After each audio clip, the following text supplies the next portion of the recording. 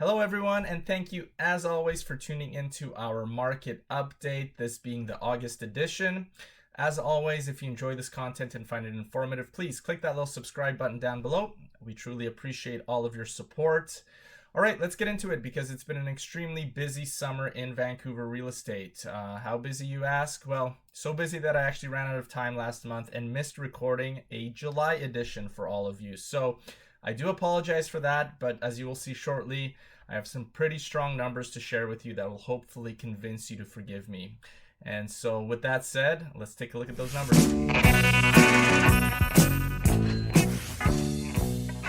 So let's start off like we always do by taking a look at our market activity table where we can monitor sales, total listings, months of inventory, and benchmark price changes.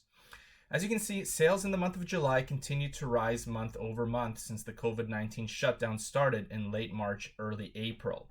This really isn't surprising since the market was rolling along quite nicely before the shutdown, and obviously, as we are progressing through the phases of the reopening plan, it's quite reasonable to assume that sales would be picking up each month. So you can see we're up to 3,128 sales in July, which is a 28% increase over June, and a 282% increase from April when the shutdown really started. So how does that stack up historically, you might ask? Well, the 3,128 sales for the month are actually 9.4% higher than the 10-year average for July, which is pretty significant in my opinion. To give you some perspective, June sales were 21.9% below the 10-year average. May sales were 54.4% below the 10-year average. April, 62.7% below. Not surprisingly, of course. In fact, the last time we had sales figures that registered above the 10-year average was November 2019, where they sat 4% above. So sales are trending up. Now let's take a look at the inventory. Total listings, after sitting relatively flat for most of the year, hovering around the 9,000 unit mark, have now surpassed 12,000. We started seeing this upward push in inventory in June, really, when we saw a 15% increase over May. So to me, this just shows how we're really experiencing this spring market in the middle of summer. And I feel a lot of it is because of the shutdown in March, April, May. All of those buyers who are naturally wanting to buy during those months are now stacking up and competing against the people who were naturally going to buy in June, July, and August this year, creating a lot of this pent-up demand that we've heard so much about. And even though inventory has gone up, you can see that it certainly has not outpaced the sales figures. So what does that mean for months of inventory? It drops us down to 3.8 months, which puts us into a seller's market. Just a quick recap. Anything below 4 months is a seller's market, 4 to 6 months of inventory is a balanced market, and anything above 6 months is a buyer's market. And you can definitely get a sense of that when you're out in the field. Once again, there are a lot of multiple offers happening. We were involved in 9 different multiple offer situations last month alone. Obviously, it's good if you're a seller, but extremely stressful when you're on the buyer side.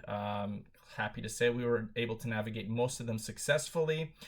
For our buyers.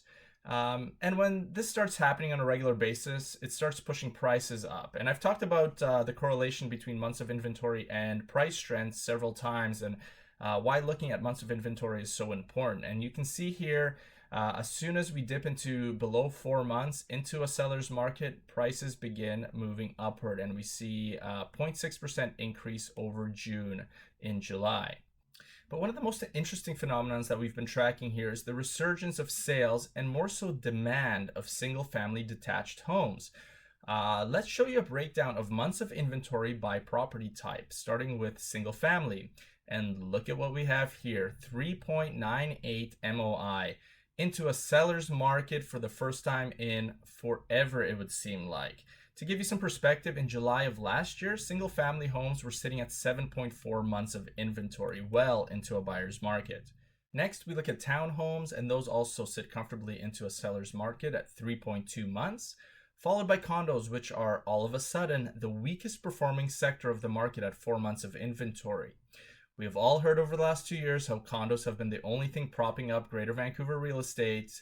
Well, that tide has now officially turned. Generally speaking, they're still performing relatively well, but they certainly are no longer leading the charge.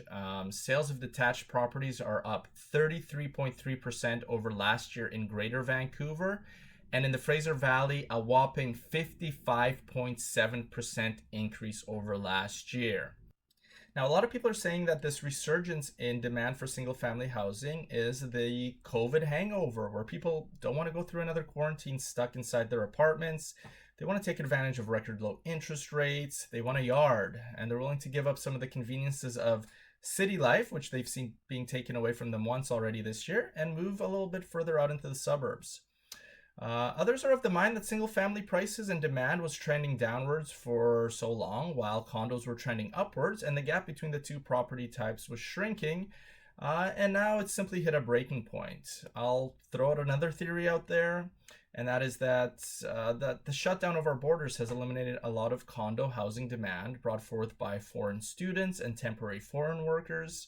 And even though most of that demand is in the rental sector, it does have a trickle-down effect into the demand for investment properties, as well as general competition for housing for locals. This combined with the virtual decimation of Airbnb in the city, and you begin to see a slowing demand for condos in the resale sector. And I would say that most likely all three of these factors are playing a role in what we're seeing transpire here this summer. All right, that's going to wrap it up for this month. It's a seller's market out there in Vancouver real estate, folks. And we're going to catch up with you again in September to break it all down once again and fill you in on how the rest of the summer finished. So stay safe, enjoy the sunshine, and we'll catch you again very soon. Thanks so much. Take care.